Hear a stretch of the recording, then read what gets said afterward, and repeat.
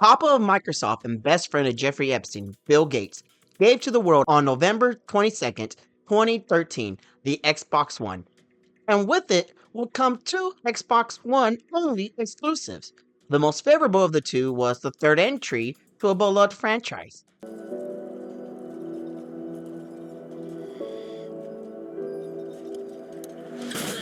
Oh, shit! Dead Rising 3 was met at the Come on. opening gates with mixed receptions of great graphics, pushing the Xbox One's new hardware, yet cutting out the heart and soul of what made Dead Rising the memorable franchise the audience fell in love with. However, on the other hand of the exclusive openers was an underrated legend in the making title developed by Crytek.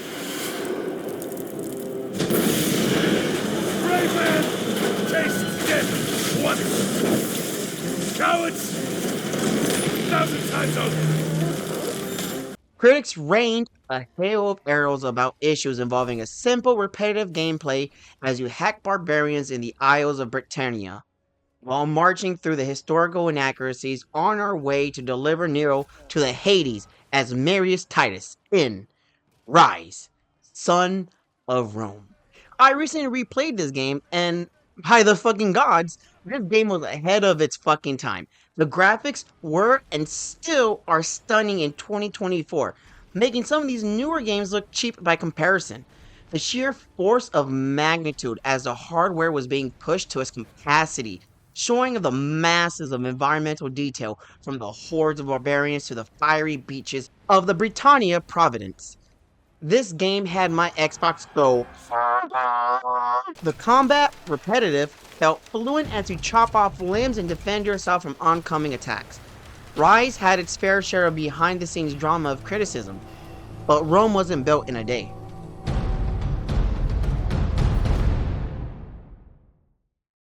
Now we have already spilled barbarian blood. And we know they bleed as we do.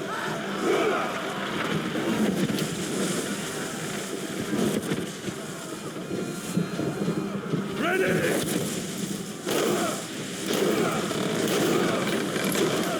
On me!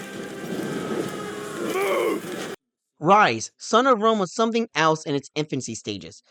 Ideas for the game started sucking the tits of life, like Romulus and Remus did, back in 2006, with Savat Yearly conceiving of twin ideas for their new projects, a shared universe within two games, one being a massive online multiplayer game titled Kings, and the other a first-person RPG titled Kingdoms. I knew that the life of a close-up experience, a visceral experience, is something that players could relate to really well. There's no reason why not. Explains Yearly after pitching both ideas to Microsoft. Papa Gates said no to Kings, but Kingdom, that's what caught the eye. And like Zeus with the mortal woman, the two companies started to get busy with Xbox needing a new first string linebacker for their next generation debut. In 2010, Kingdom made its visual debut at the Electronic Entertainment Expo. However, behind the scenes at Crytek, a change in dictatorship was commencing. In 2011, Crytek Budapest was downsized into a mobile game central studio, while shifting Kingdom Productions to Crytek's main base in Germany, where the most expensive, most challenging, and most demanding game Crytek had to put on deck. It wasn't just the company entering a new dynasty, but Kingdom would as well, with the game's title being changed into Ryse and the Connect Central RPG being revamped. Have no honor. These vermin dare to stand against the might of Rome. They deserve to suffer our retribution. It's more like theatre than film in a way, because there's this 360 capture of all the cameras from every angle. You man!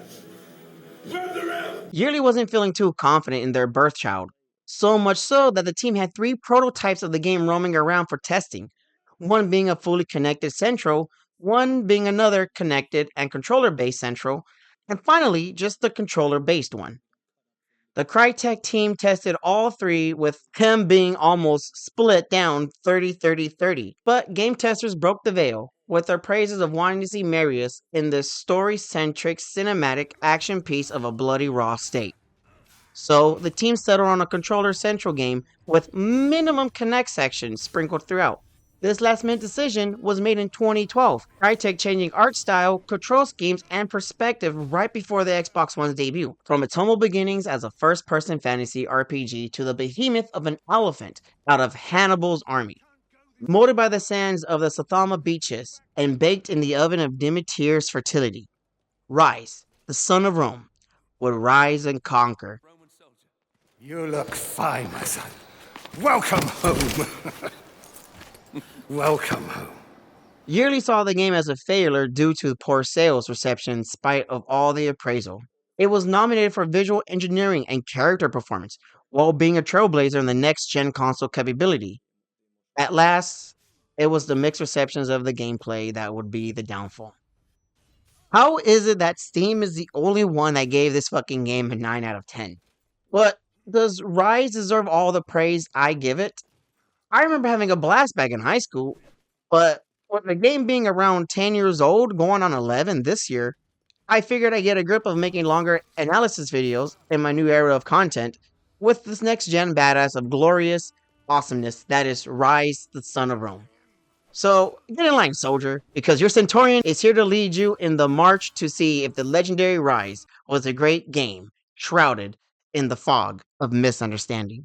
It succumbed in the last hour, but thankfully the legacy of ancient Rome prevails. Art and law and architecture, all that Rome entails. The ancient world is gone, now time for the Middle Ages. Rome was so magnificent, but history's turned in pages.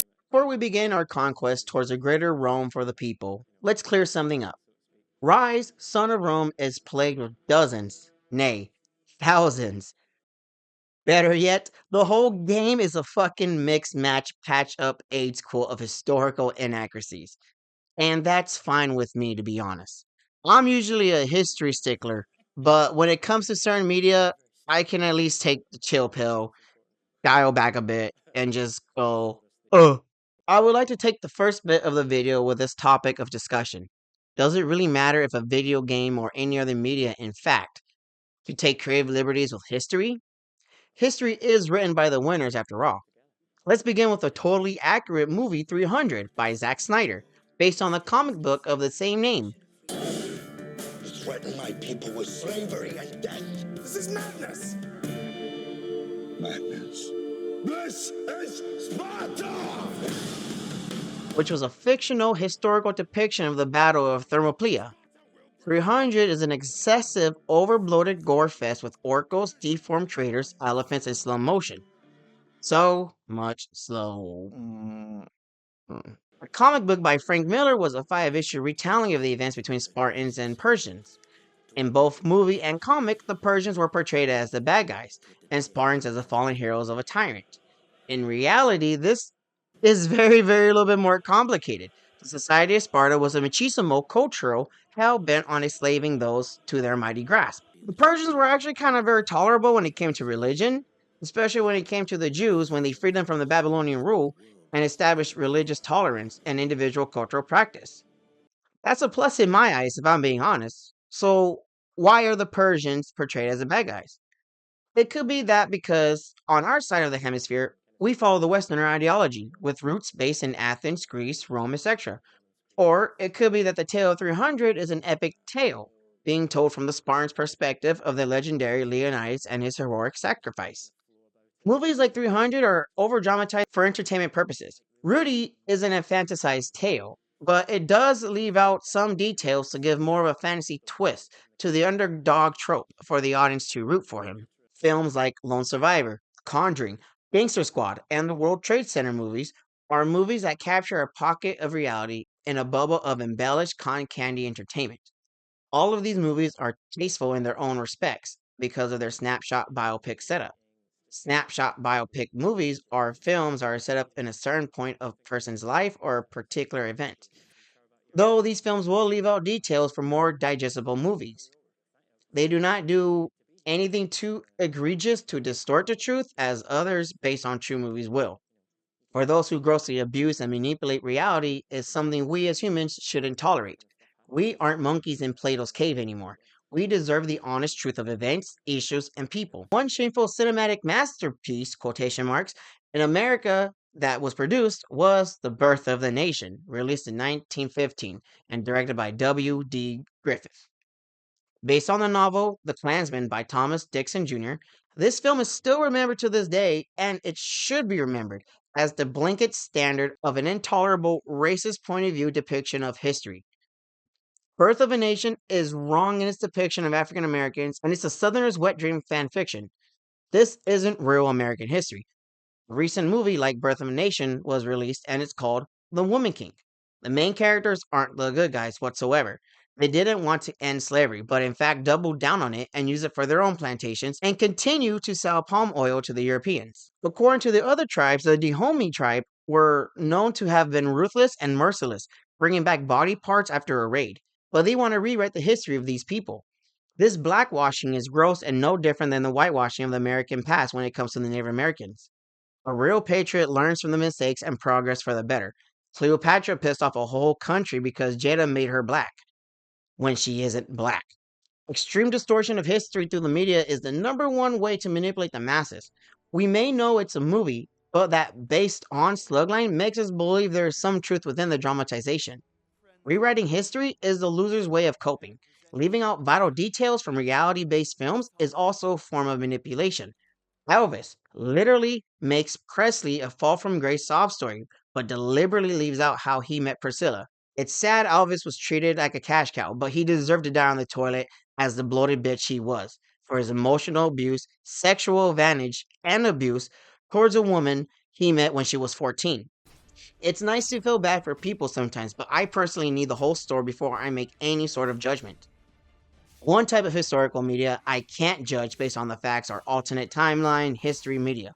These are self explanatory with them taking an event and changing the outcome. The Fallout series is very well known for this. Southern Victory by Harry Turtle Dove, baller name by the way, shows what happens when the South wins the Civil War. Man in the High Castle is the Nazis winning World War II. Wolfenstein is the mecha video game version of High Castle. Watchmen is God's sent example of comic books. No one can tell me Watchmen is pure magical. Ooh, you know the seed of life? You know the seed of life? That's Watchmen. Best is a play about non-famous Beatles drummer Pete Best and how he became the star and the Beatles didn't. I wish I was living in that universe because I really fucking hate the Beatles. So, where does Ryse, Son of Rome lie within the pie of historical media? It's an alternative historical media. I've seen a gameplay video of John and Manny, a true nerd, where he names off all the historical inaccuracies from the video game. I would judge this video more harshly if I was trying to depict real Roman history, but it isn't. We call it historical mashup. Things that people know about, so we're not historically accurate, just like Gladiator, between 400 to 600 AD. Rise is very much how people perceive Rome. But we've done a power take on the art direction of Rome. It resembles Rome. We call it Rome, but it wasn't really Rome. We added some aspects of visual characterizations to the architectural of Rome with art decor, so it stands out. Found this from Reddit, but the link is dead. Crytek had a vision for their conquest and did it gloriously, in my opinion. Every level feels like a movie scene. The acting is fantastic. The dialogue is there, but the acting makes it sound so much badass. We got actual stage performers, and I like theatrical stage performers because there's a those of you who do acting, there's a whole different method and way of acting when it comes to being on stage and then TV. You act for the audience on stage. TV and movie, there is no audience to act for, really. The setting pieces are every true Chad Roman boy's wet dream come true. I came watching the sun rays. The graphics are stunning. We could all of a sudden have a real-time simulated cloth on the characters, physically based shaders, and our facial setup could be way more complex to do wonders, simply not possible before, says Lars Martinson, Crytek's senior character artist. It meant being able to use much higher resolution, textures, and assets. We can go into much more detail with our ZBrush models, which is visible when you see the final assets, says 16-year veteran senior character artist Abdinur Bakir. Layers. Given the cinematic nature of the game, a lot of tweaking and pixel pushing was necessary to get things to look right in certain shots, says Florian Reschenhofer, another Crytek character artist. The artist did Zeus artwork with these graphics because Of all the hard work done behind the scenes of Ryse, I'm not going to ding it points for having Nero twice the age he originally died at. If you honestly believe that Summer and Aquila were real, then Homer's Odyssey is a real account of the Trojan War. Ryse isn't COD World War II, where it dramatizes a real event. Ryse is its own Leviathan of creation, using historical events. Like a dungeon dragon, like a dungeon dragon, like a dungeon dragon, like a dungeon dragon. So, this is my first time doing a video like this, so please bear with me folks. Shit kicks the fuck off from the Greco with Marius, played by John Hopkins, handing off a bloody sack to a fellow Roman as he marches his way down towards Emperor Nero. Combat is glorious. It's the Arkham's combat except with an added color scheme matching the controller buttons. Yellow for Y, green for A, blue for X. Hold X for heavy sword attacks and Y for a heavy shield bash. The combat works like Trek to Yumi, where you have to time your blocks, attacks, and dodges. Once you weaken your opponents enough, you can perform an execution combo where you push the color-coded button in order to gain an added valor bonus to your health, XP, attack, or focus. Focus is needed to use your Angry Roman power jump where you stun enemies and go apeshit for a bit. This mechanic I didn't really use too much and I completely forgot it was there after the first mission. Valor is gifted for new executions or skill upgrades. This is where everyone criticizes the game for being repetitive combat. It's true, and I believe it was Shrimp Pasta who suggested that maybe putting in the wrong color can fail our execution and add more challenging combat gameplay. I agree. But the AI doesn't respect the one-on-one rule and tries to make it a gangbang. Where them Trojans at? So if the combat was more challenging, then we would be having a bare bones Dark Souls difficulty, which will ruin the already short campaign. That would have to be my only critique towards Ryse. The AI is random with Marius sometimes swinging at enemies where I didn't want to swing at them. Other than this, the combat feels satisfying slicing through the inferior barbaric cultures.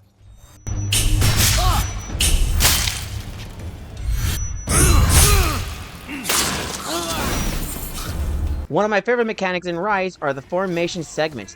These things feel fucking awesome and making me feel like an actual Centurion in command of their legion. They give you options in forming defense lines, positioning archers, and marching in Tostito formation. These are great minor gameplay switch-ups. And that's really it for the combat in Ryse.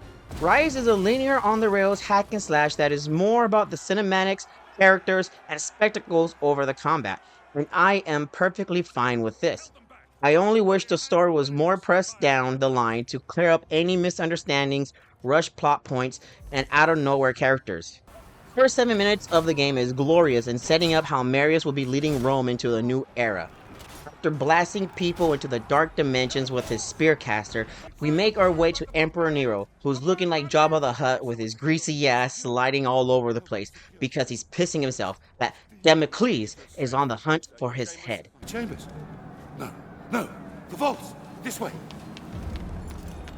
Marius hacks down more dirty British scum as he guides the Emperor into their private chamber vault for safety.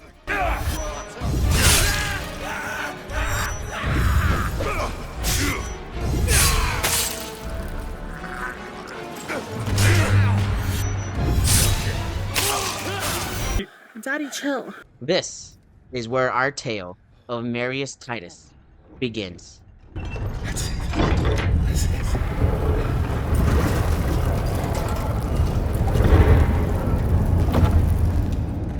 Quickly.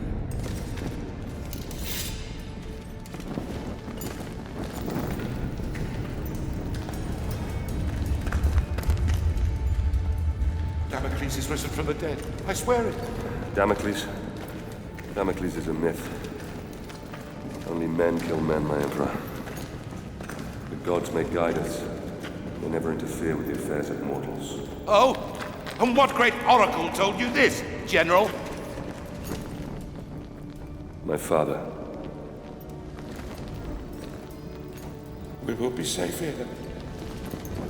I do believe we will be safe. Well, I pray to the gods that we will be safe. We will be safe here, Emperor. As safe as we can be. Safe Yes, safe, thank God, but you... What family? What's your name, soldier? Marius. But my name is of no import. My story, however, is.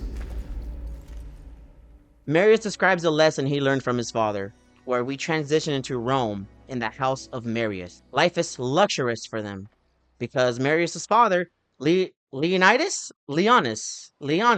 don't know how to say it, did his duty of Roman legionship in the army and is now a senator. The mom and daughter don't matter at all. They literally die in 3 minutes. A replay of combat tutorial kicks in. Start again. 3 strikes or it doesn't count. More time. Weird, because we had just gotten a full-fledged tutorial in the first 5 minutes of the game. I have no clue why they do this, otherwise it's for a character moment between a father and son. And they're like, hey champ, let's go play ball, gay type of shit.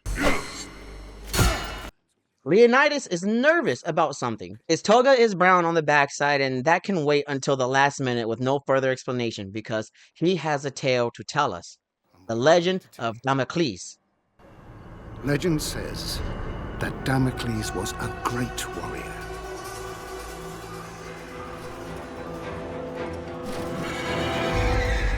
A revered leader in a vast army.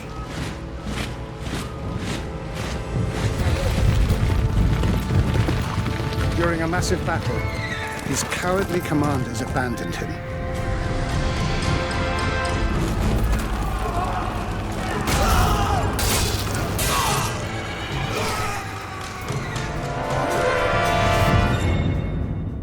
In Ryse, this tale is a little bit different from the real-life story of the dagger of Damocles. In Ryse, Damocles was a badass Leonidas soldier who fought for the Empire, but betrayed by his fellow Legion men and died for his bravery. Nemesis said fuck that and gave that boy a good old Thor heart shocker. Damocles was now the arm of Nemesis. Badass legend if you ask me. But that's the video game Damocles. In reality, Damocles was a courier of the wasteland to Dionysus. Damocles was loyal to his leader, but he envied the life he had. The women, the money, the land, the power. It was all so lustful to Damocles. He wastes air into Dionysus' ear one day with the words, "Geez, you got everything a man could ask for, Dionysus. You sure must be happy and have no worries." Dionysus says, "Bet," and then sits Damocles under the throne for a day to feel like a king. Unbeknownst to Damocles, there is a single horsehair holding a heavy sword above his head. Damocles then learns that with great power comes great perception of how you will use it. To live to a standard, to live with a moral judgment that's level-headed, that having all the power is truly scary for enemies within your home, country, and oneself. Being king is no easy life, only an easy front. I suggest we hang daggers all over the seats in Congress and the White House. Maybe then they'll learn to stop sending American money out. After Daddy Leonidas suckles on our ear for a bit with that legend, barbarians attack our state. Our mother and sister are dead. No! I will kill every last one of you! Leonidas is big, mad, and starts to feel young again by rushing ahead of us in battle. Every single fucking time, with him saying, "They're after us, Marius! They want to our cocks off!" Like, Daddy, chill, and tell me what the hell is going on.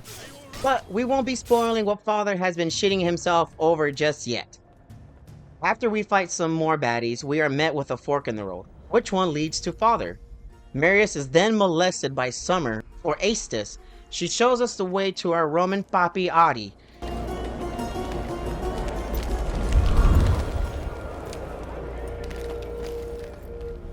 Now we must save our countrymen and learn how to chuck the fuck out of pilas. Then it rinses and repeat.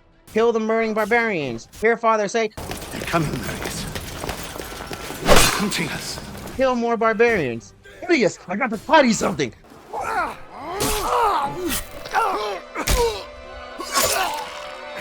And good old Daddy fucking dies. Bastards! You murdering barbarian bastards! Marius vows vengeance on those murdering barbarians, and by the graces of Grayskull Hades himself, our vengeance has an interloper, Commander Vitalion of the 14th, fought alongside with our father and possibly his gay lover. I mean, do you hear this little bit of dialogue? If it's blood you want, I promise I will give you as much as you can handle. Sounds badass because of the acting, but on paper, it's pretty gay. Now, we're about to enter the greatest mission in Ryse, Son of Rome. This mission's energy alone should grant it all access into the greatest missions of all time list. This shit is so fucking man-G filled with adrenaline the whole fucking way. Dry land and a warm meal awaits us. Marines, prepare for docking. I don't know if it's the Roman propaganda working on me, but holy shit, I want the Roman Empire to dominate these dirty Britons from across their swamp-infested circus tent of a home. We march in as the chapter.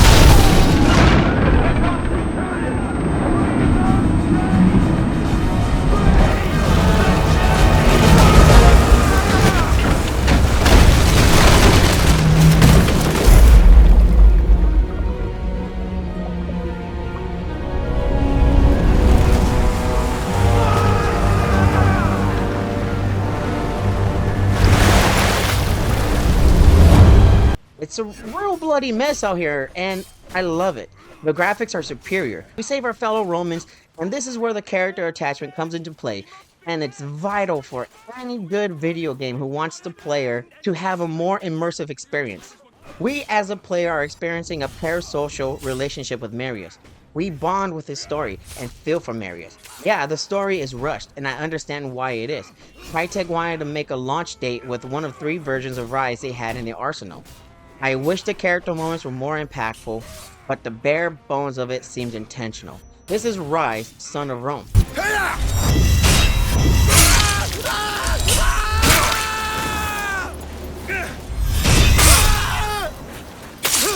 We only take control of one character, that is Marius. We are destined to change the fate of Rome forever. This is what every Roman dictator and emperor wanted to do for the empire. I've seen people say Ryse is the Xbox God of War, and that is just not true. They deal with an revenge story, but that's the only connection. Kratos is killing gods and banging sirens for vengeance on the gods who betrayed him for being Zeus' son. Kratos wants only one thing, and that's titty. Ryse is the story of vengeance, for a father wrongfully killed by the superior force and his son vowing to save Rome, while they play a minor director role in the drama tragedy that is Ryse. We save our brothers in arms, gather them from our formation, and march the beach, slaughtering barbarians. It's the single act of courage while gathering our legion that leads to their respect for Marius to form behind him as they march towards the defense tower. It's their duty to not fail Marius as he risked his life to let their fleet within the providence. We succeed wave after waves of killing enemies.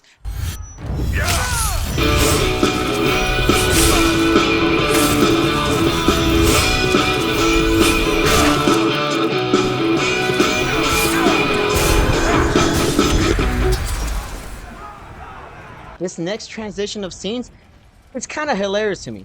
We gather our men and the ships with Marius giving a huge Braveheart speech to the Romans. Attention, lads! The brave man tastes death once. Cowards, 1,000 times over. Now we have already spilled barbarian blood. And we know they bleed as we do.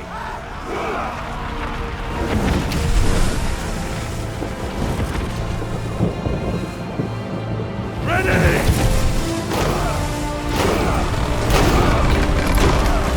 On me! Move! They're hyping each other up to fucking murder the barbarians, only for them to get dunked on again, with troubleshoots launching fiery hellballs, wrecking their fleet again.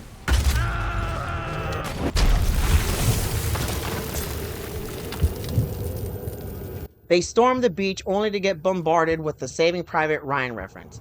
I don't mind this reference, given the fact Crytek is a German-based company, so I'm glad they're embracing the whooping America gave them on D-Day.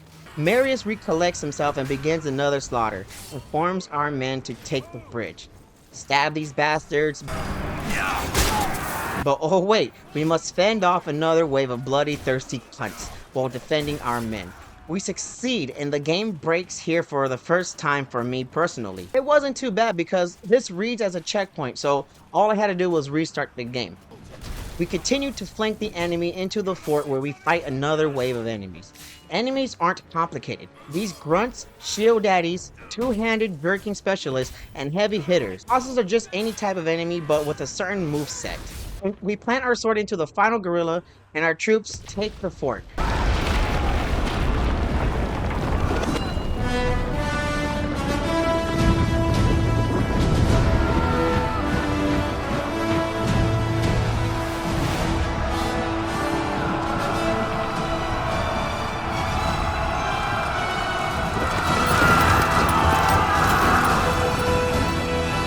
Marius' name is chanted on the beach for his courage, leadership, and acts of brutal badassery. Marius is awarded the rank of Centurion. I can't remember what video it was, but someone mentioned they wished we'd seen more of Marius' growth before being promoted. But the way the story is built, we don't need to see his character growth. This one mission alone shows Marius' commitment to the Roman cause. He showed why he should be respected. He's willing to go the distance like Hercules. Marius deserves all the glory he earned for himself in this top 10 of all time missions.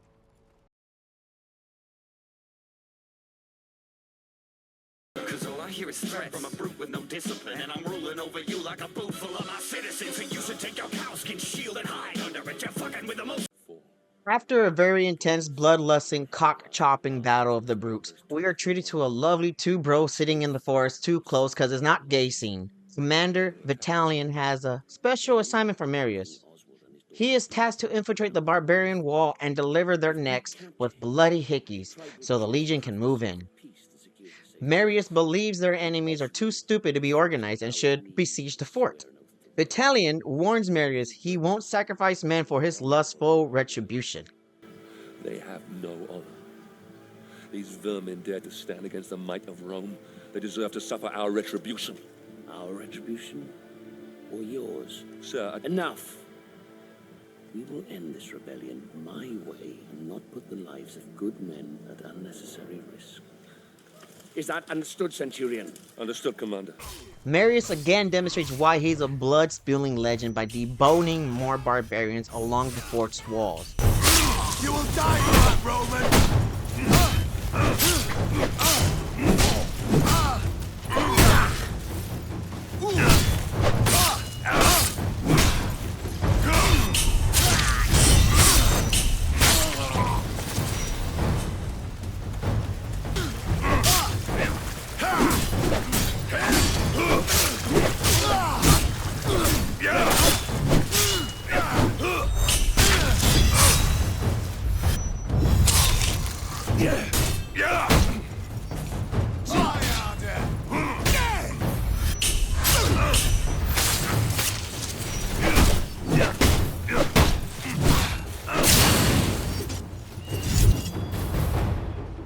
Marius makes his way out of the forest to the wall, the inverse to the Attack on Titan plot.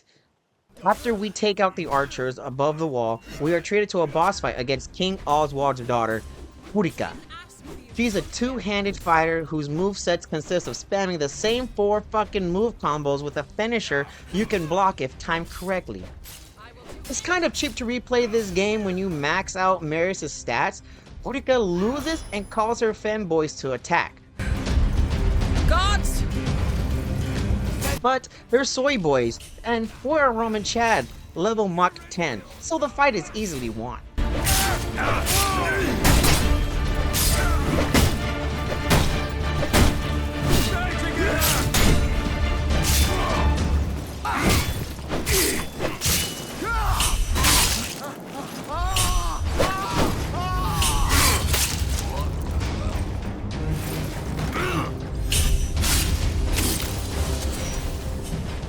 On to the next match, which is Marius leading a formation into the Hobbit's home.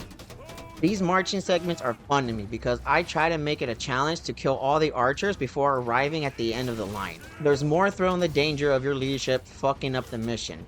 Our men are blocked by archers, so we flank them from behind and are able to gain more ground within the underground. We destroy the Tree of Life door and enter the final wave of barbarians that lay before us and King Oswald.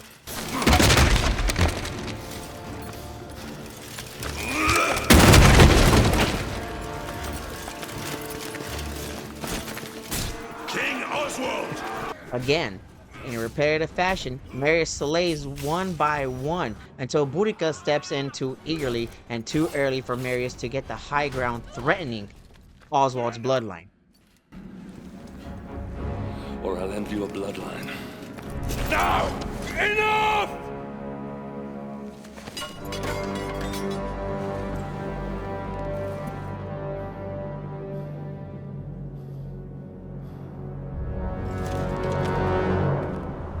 With that threat, the king of the savages throws in his skirt. The Romans win, another glorious retribution for the empire. We complete another chapter. Marius and Vitalian now lead their legion with their prize in King Oswald and Boudica to be delivered to Nero's son's Basileus. Autocorrect is trying to change the first S into a C, which will make the word Bacillus, which is a disease-causing bacteria, which fits this character perfectly. Had it been any later, you might have missed out on all the fun. I do trust your journey was not too arduous. Sir, I would My like to... Praetorian Guard will take over now. Guards, seize the Briton scum. Your Highness, I must In case you're protest... unaware. Look at this fucking douchebag dripping of huntness. Nipple hanging out, velvet silk garbs flowing in the wind, and that smug delivery of entitlement. Jamie Ballard is living this character to the fullest and is on the level of Jack Gleeson as Joffrey in Game of Thrones. Basileus is a power-abusing cunt of the Romans who lives to demonstrate control of the situation. Like here, Basileus vows to kill Boudica on the spot if Oswald doesn't confess where Commodus, Basileus' brother, is at. Commodus was the Roman chief in charge of the British Providence, and according to Oswald, he's good as dead, for he is trapped within the most evil-looking level in Ryse, the land of horned men from ancient times. Shh.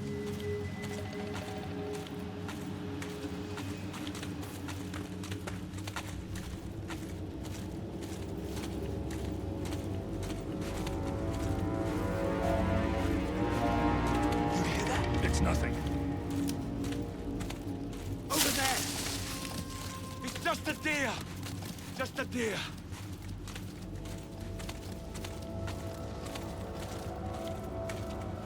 Something's watching us. If they want to fight, why don't they come out and fight? Come on! Be quiet. What are you so scared of? We're Romans of the 14th!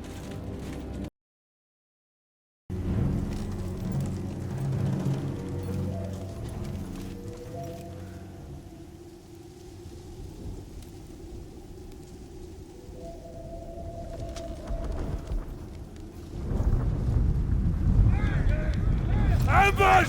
Clear the bridge!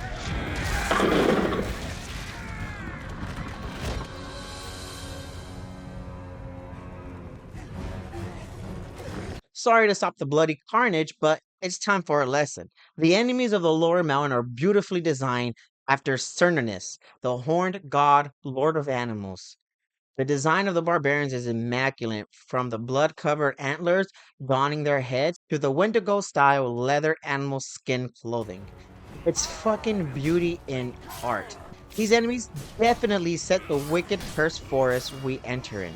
Our men are spooked by what they think they see in the fog.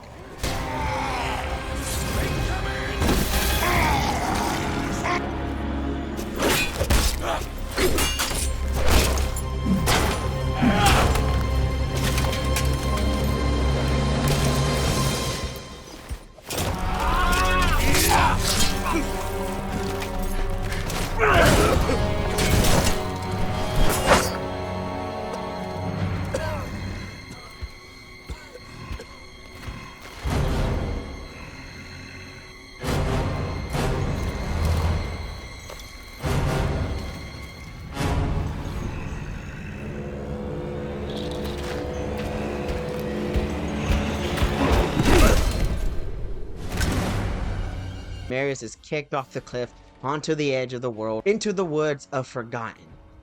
The world sinks us deeper into the dark core of our existence. Our vengeance is at rest. But it's not the end. Rise up, son of Rome. He said it! He said it!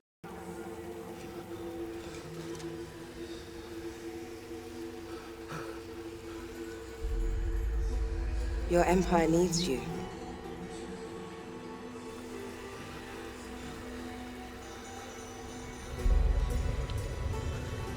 Rise. Through the divine intervention of Zeus, we are risen by summer for another chance to save Rome and its true threat. We access the title of the game and begin another onslaught on savagery scum. 5, 6, 5, 6, 7, 8.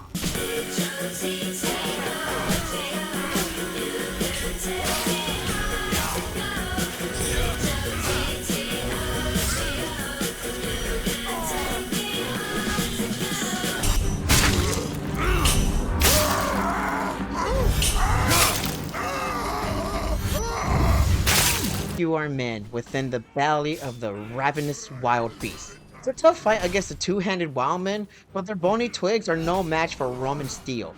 We chop our way through the horror film set. This level reminds me of the Teutoburg Forest battle. The barbaric Germans knew the terrain the Romans foolishly dared journey into. The Germans rolled up on them with an ambush down the hill and penetrated their defense line with ease. The surviving Romans fled and were left victims to the swamp. It's funny how the environment of that day also is reflected in the game. Thor blessed the Germans with an approaching storm, a good omen.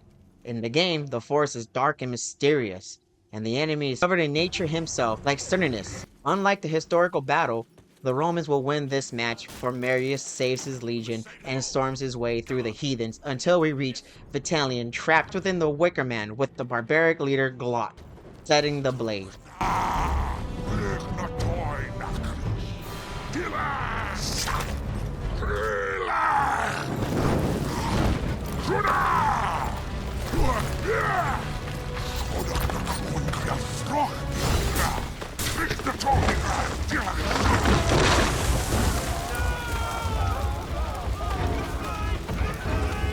The time is ticking, the blades are swinging, blood is spilling. I had to fight some nigga in the bathroom, no homo. We slipping on semen.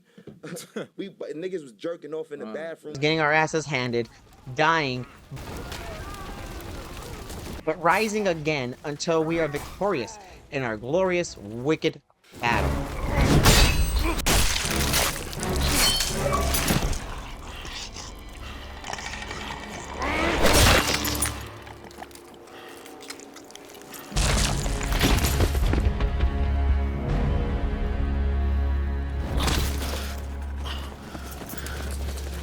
We rescue Vitalian. He embraces us with a solid kiss. But our father-son moment is ruined by the screams of Soldiers! Commodus. Get me out of here! Get me out of here now! Suppose that would be our glorious leader, General Commodus. Give me your cloak. Give me your cloak. Let me out, you idiot. Whoever cast these pricks did an amazing job, because this man alone is given a monologue on how his daddy Nero is a great leader and wise in his decision of giving King Oswald and the Britons the chance for peace. So that we all may live in peace. The peace treaty from Rome. Your emperor, my father, he is indeed wise and fair.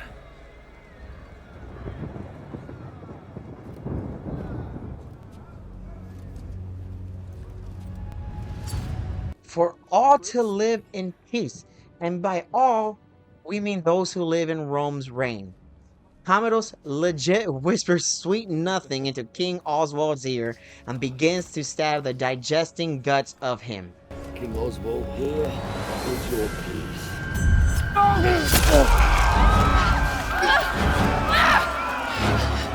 How dare you?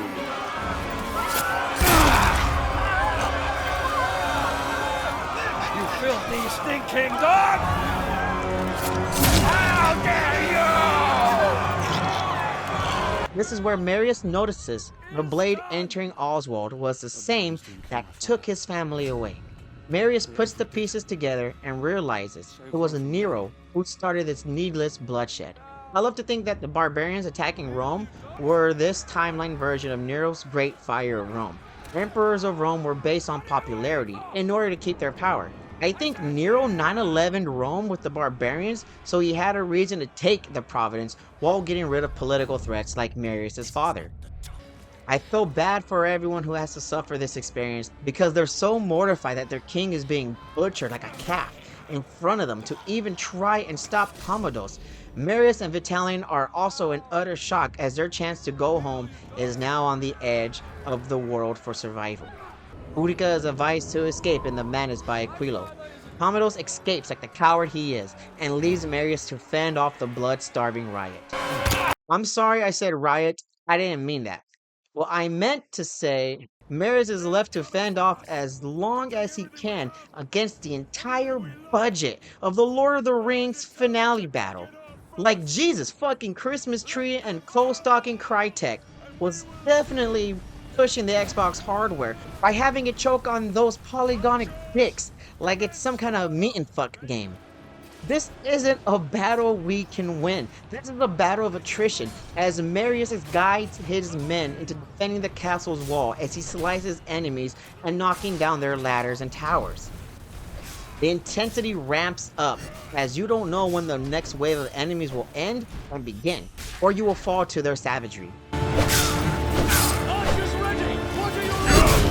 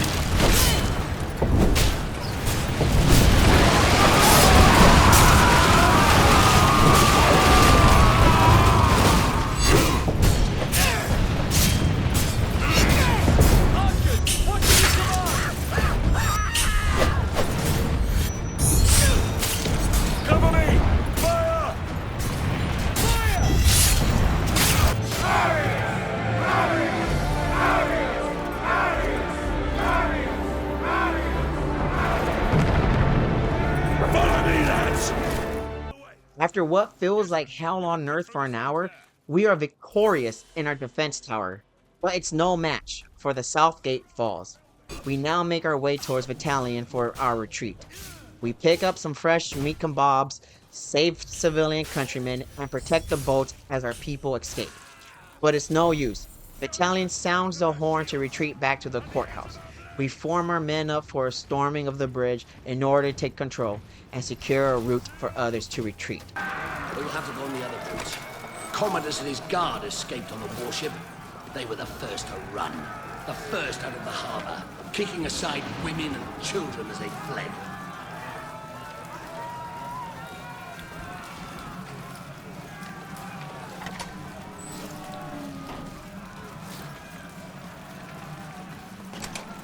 But it's too late.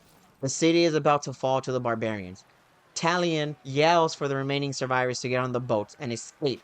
Marius, being the smart man he is, convinces Vitalian to go and speak to the Senate, since he has more vocal commander power as a general. Go, Marius! I'll hold them off until the ship is clear. No! You have to go. You must live. The Senate will listen to you. You're a commander. They have to. The two men say goodbye and leave Marius to his final breath. He fights until he can't fight anymore.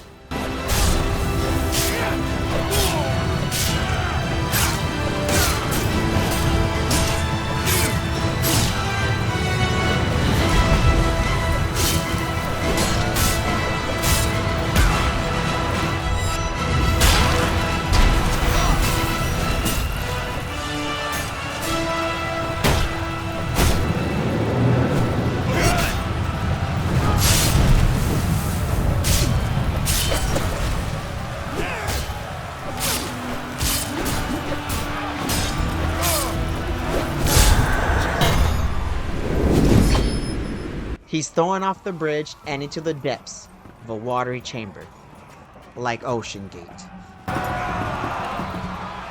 But the Seven Seas won't be Marius' final grave. Could you think he would stay down? Said the rumors spreading around. He's nothing but a liar. Damocles was a great warrior, a revered leader in a vast army. His cowardly commanders abandoned him. Nemesis, the goddess of revenge, allowed Damocles to return to the world as a vengeful spirit. A ghostly, black-armored centurion who would hunt down and kill each of the generals who had wronged him. As we washed away as Marius, we are nothing but vengeance now. We are Damocles! But you are Damocles! Gods protect. You are Damocles! Indeed I am. the spirit of vengeance for cowards and the upbringer of the Roman nation. The Rome Nero wants to reign in is nothing but torture, desire, despair, and misery for all those under Nero's fat shadow. The story does kind of re-explain everything here, from Nero figuring out Marius as Damocles and Summer explaining Nero's plot. Marius made the realization already for us back when Oswald died. But I guess the devs thought we didn't pay attention under the shock of elemental surprise. Marius sees how far Rome has fallen, with its own soldiers partaking in the carnage. This isn't what we do as Romans. This is barbaric behavior, and Nero along with his imbecile sons will pay the price. First is the fruity basilisk who's dining up in the orgy bullpen. Marius has his Tony Stark in a cave moment and builds himself the mythical black armor of Damocles. I needed entry to the Emperor's tournament. This could be granted by just one man, so I paid him a visit.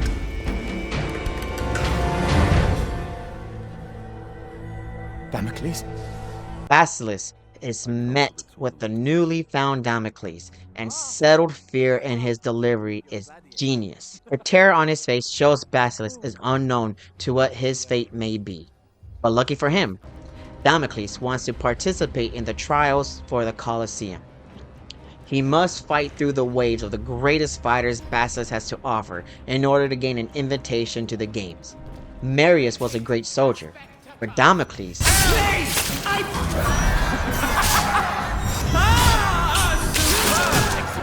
is the hungriest of all the Hydra heads, eating up the competition like grapes, dangling from a slave boy's hand.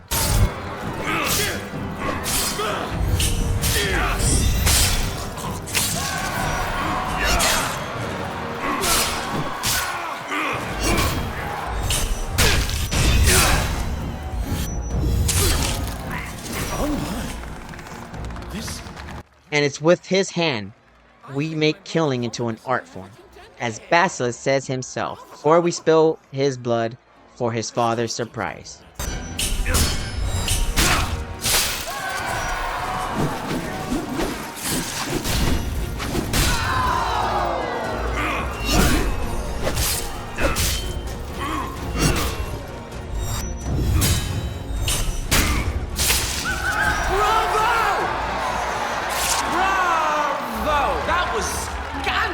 Fun. Scintillating. Come, meet me in my quarters. You want to fight for your emperor? And you shall.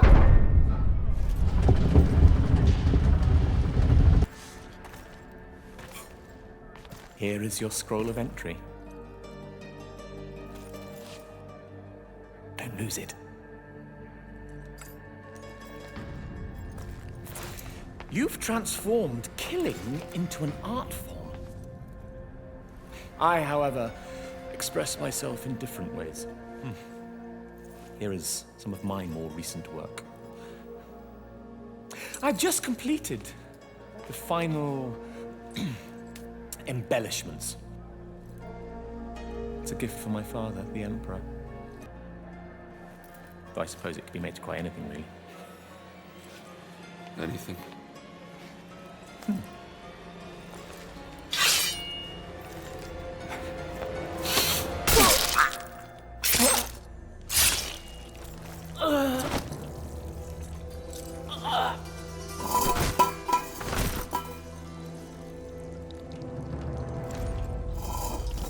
With Basilisk dead, next on our list is Commodus at the Coliseum Games. This level is an action movie Michael Bay, Wonder Woman type shit, and I love it. Here come the gladiators!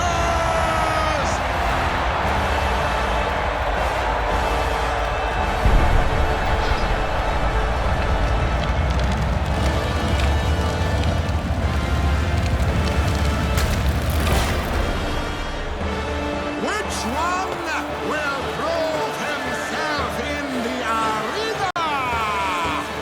Which one will earn the right to meet the inimitable General Commodus?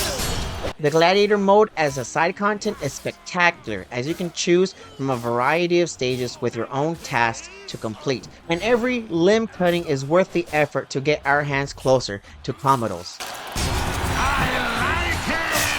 Now clear the beach, my gladiators! Clear the beach!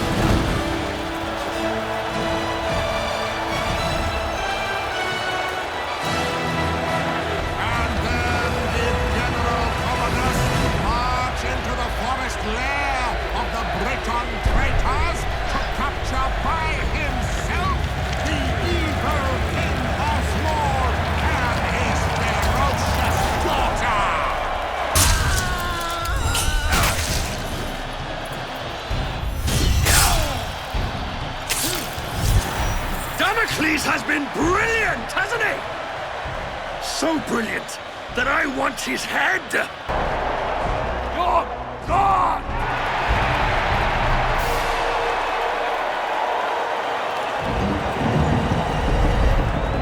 Our wish is granted when he makes an entrance in gold armor as a fierce warrior he facades to be. Facade, damn it. Our wish is granted when he makes an entrance in gold armor as a fierce warrior he facades to be. Who will protect you from me?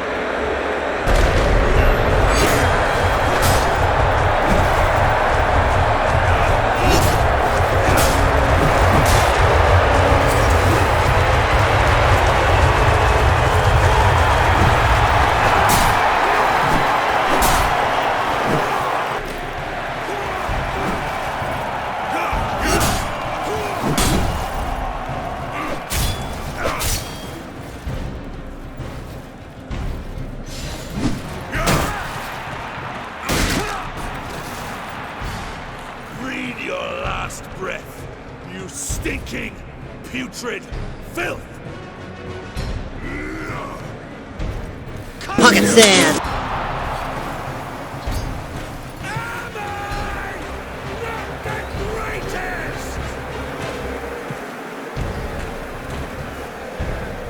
Silence! Come on, Damocles. Take your vengeance. Over here! I'm Commodus, you fool! I'm Commodus! I'm Commodus! That guy's Spartacus. The show's over for you, Damocles! Which one of these prodigious warriors is the true Commodus? This man is such a fraud that when Damocles is whooping on Commodus' ass, he has to call in backup to give himself a helping hand. Pathetic in the cage, pathetic in the armor, pathetic in combat. Damocles cuts through the sheep like the rivers of the Congo. Hey!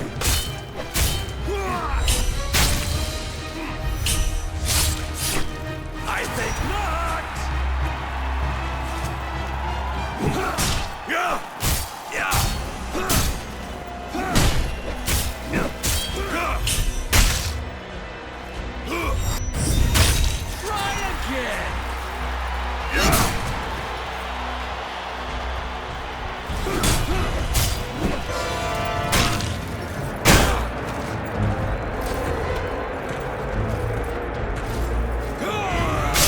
We are against the coward of the country again. The boss fights are so unique for each one. To me, it doesn't feel like repeated gameplay, but special roadblocks in our journey. This time, the Copperfield crap doesn't work as we run over the speed bump into the ground as Damocles massacres Commodus in front of his father.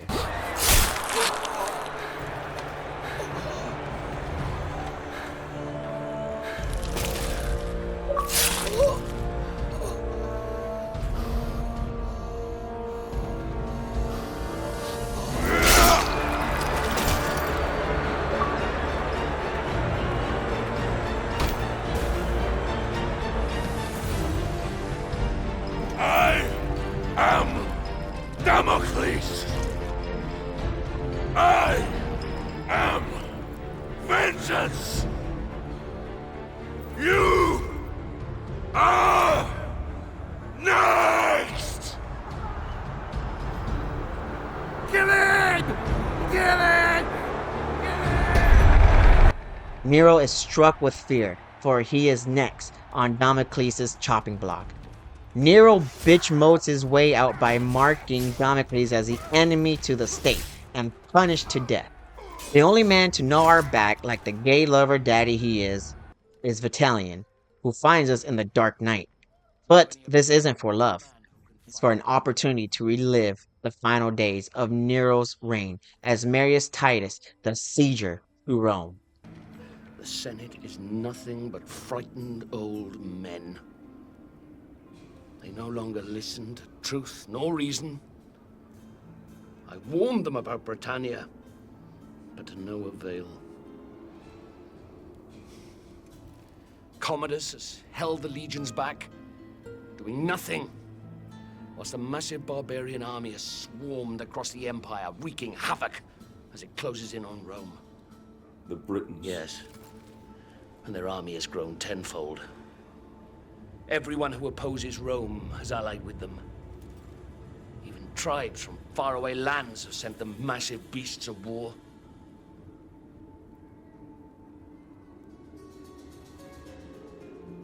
The Emperor and Commodus have made enemies. So many enemies. And across the Empire, these barbarians have seen how weakened we have become under Nero's rule. And they mean to destroy us. Destroy the Empire. Boudica leads 1,000 tribes into the city for Nero's head. Nero hides in the consequential shadow of shameful greed. The gods sit as their divine plans are enacted. This was a little weird to me at first, how Marius would automatically be fighting against Romans again after just trying to keep a low vigilante profile. But it dawned on me, Marius is doing this for Rome. He is loyal to his father's mission, to the country and its people. So of course he'd be fighting no matter if he was a wanted criminal. He's one of the most courageous Satarians Rome has ever had. This is one of the best openings to Ryse. We are just blasting these motherfuckers into Bethesda oblivion with these boat shooters. The gameplay is nothing new and the criticism of repetitive gameplay is recycled, but it's used sparingly, like the plastic within some of the roads that guides to our destination. I don't mind linear on-the-rails stories as long as the journey along the route is amazing. Modern Warfare 2, Left 4 Dead, Dead Space Extraction. A good linear game is amazing as long as our time with the characters and story are worth it. Just like Ryse is worth its 6-hour gameplay. Just look at how Marius one-handed his war elephant to topple Boudica.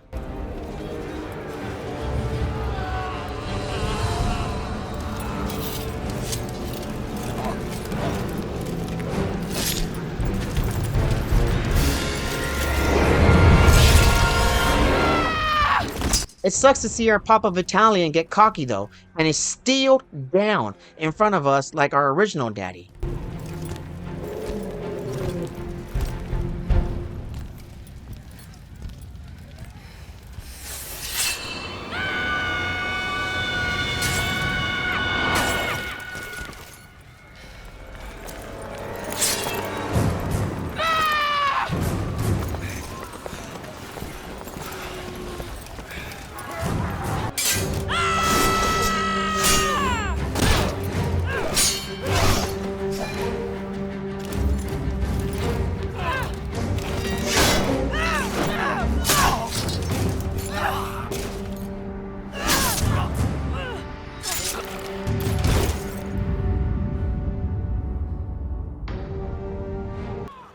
Marius gets angry again. We can't do anything about it, because he's knocked out. But Summer, she reminds him he has a journey to fulfill his destiny in restoring Rome to glory. Marius, son of Rome, rise. There is still time. Your destiny awaits you. Look around you. How will I prevent the fall of Rome? All is lost. Don't waste time pulling off the petals. Cut off the head. No foe stands in our way as our blade turns their valleys into rivers of wineful blood. Our slashes tear their hopes down. Our spear chucking advances our grip on Rome. All this bloodshed, betrayal, misdirection has led us to what I believe is a misunderstood boss fight. Boudica is a ferocious wounded animal who's left alone with people to guide. We meet again, Roman. This time yield or pay the price. And let you destroy Rome. Never! We can't both win. And I've come too far to let you stand in my way. All this pressure was thrown onto her after her father's death for rebelling against a cunt named Commodus, who was attacking the Britons' way of life, culture, and traditions. The Britannica foundation of their culture was in jeopardy, like how Rome was to Marius. This is what makes Boudica a tragic villain. Her fight wasn't with the people of Rome, but the serpents at the head of Rome, just like Marius. I didn't realize this until writing the script, and this fight resonates more with me because of that. All that built-up anger is unleashed onto us during the fight, because it's fucking hard. It has to be one of the hardest in the game. It's easy, but her third jump attack after her combo requires a quick dodge and then swings to attack. She has like 2 rounds we have to fight through before we are able to behead her as our prize.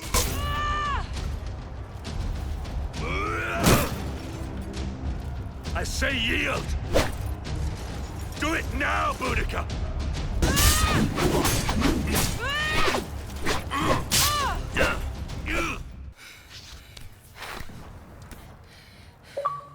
Marius, son of Rome.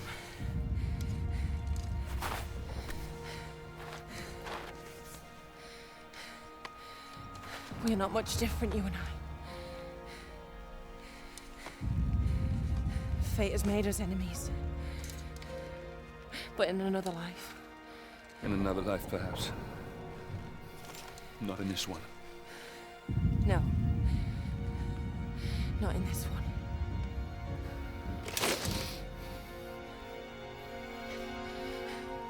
Do it, Roman. Do it.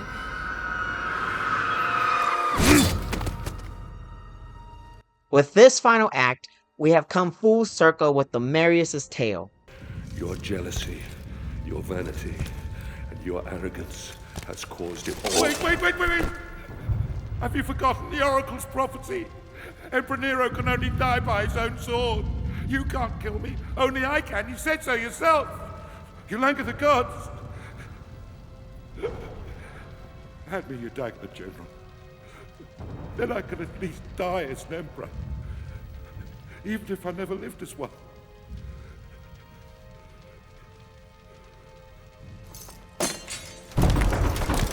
You said the barbarians will be defeated. So, it's not them pounding up that door. Those are my Praetorians. Guards! Damocles is here! He's here to kill me! Protect me now! Nero runs for his life, but it's useless as Marius brushes off a hallway of Nero's best men. I wish this part was more challenging. Like if there was any part of the game to have us push the correct color button format, then I think it would have been the ending. This would have been perfect to show how far Marius has to come to raise Rome from evil. Marius is a monster no matter who gets in his way.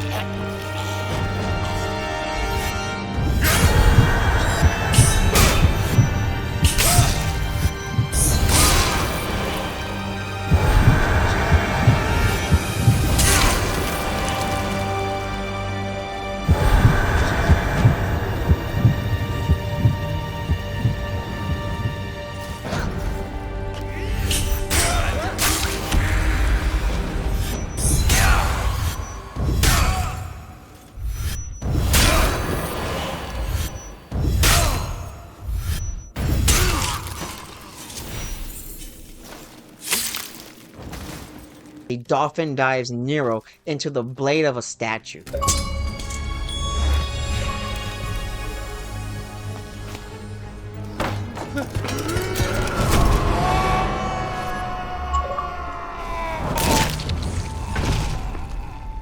This shit is fucking brutal. I felt it in my chest. But with Nero dead, Marius is now the martyr of Rome.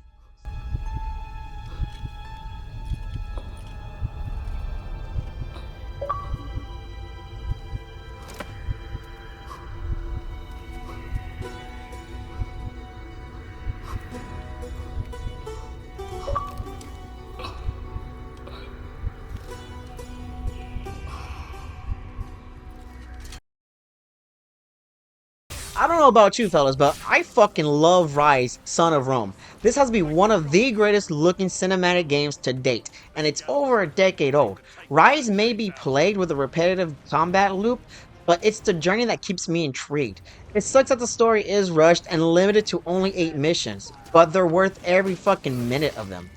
For me, it was some of the cinematic masterpieceful scenes, repetitive yet glorious combat sequences, the magnificent stage play acting, the lore-bending tale of Roman history, and the sheer fact that this game was almost not made the way it was during the production phase has me screaming from Mount Olympus that Ryse is worthy of your money, time, and enjoyment. I would love to see a sequel of Ryse, but I don't think we will since it didn't really sell that well, and that is a fucking shame. But that shouldn't mean anything now, when the game had gained a following bigger than the OG followers of the game when it first came out. There isn't any negativity towards Ryse in my opinion, but I would love to see the sequel take on the task of making Ryse more like the Elden Ring inspired open world RPG concept Crytek originally had for Ryse.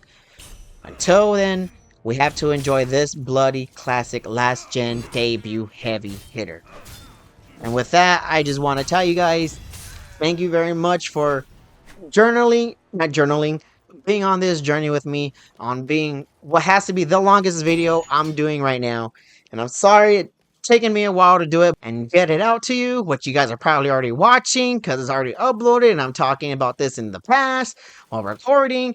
But anyways, thank you guys very much. Leave a like, comment, subscribe for more. And I'm gonna try to have more of these longer videos coming out. I'm picky with the video games I want to talk about. Ryse has been talking about for like the past 3 years now. Like I said, it's gained popularity out of nowhere, and I'm glad it is. It's getting its due diligences now. But I do want to pick on games that people don't talk about. And I do have a couple things already recorded, and I do have other video subjects I do want to talk about. But until they come out, please enjoy this video and enjoy all the other videos I have on my channel. And I'll see you guys later. Hopefully not chopping down all you barbaric scums. Remember, just bend the knee a little to the Roman Empire. And bend the knee to that subscription button under my fucking name. Thank you guys very much. Have a wonderful day. Please be safe. Please be loved. And please do good. Miss you. Love you. And I'll see you in the next one.